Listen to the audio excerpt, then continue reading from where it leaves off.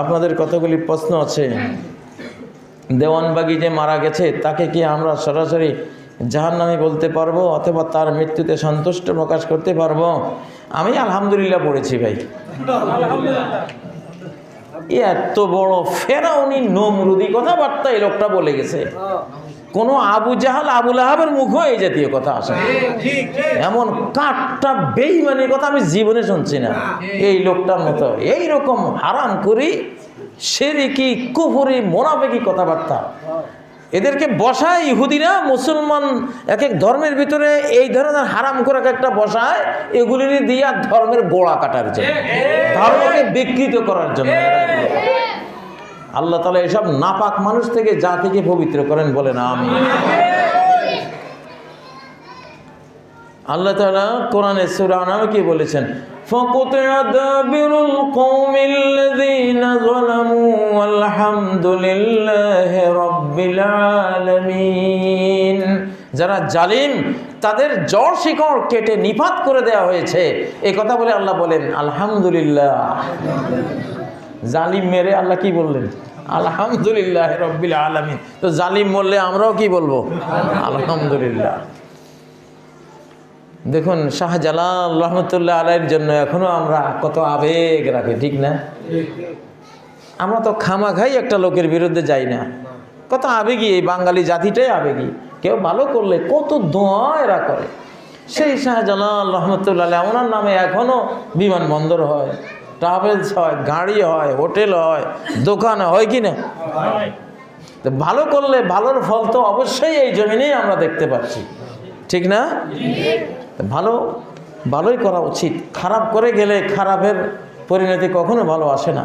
অনেক বক্তাকে দেখি ওয়াজের মাঠে একজন আরেকজনকে দোষ ত্রুটি নিয়ে আলোচনা করে, না এটা একেবারেই অন্যায়।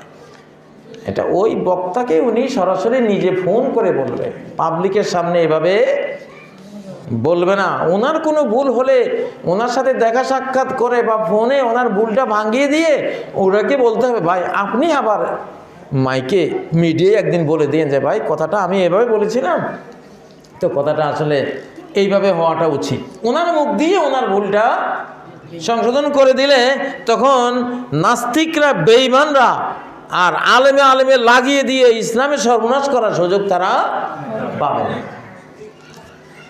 ঐক্যের কোনো বিকল্প নাই। যারা মুসলিম উম্মার মধ্যে দলাদলি করে তারা ইহুদির স্বার্থে তাদের অজান্তে কাজ করে যাচ্ছে।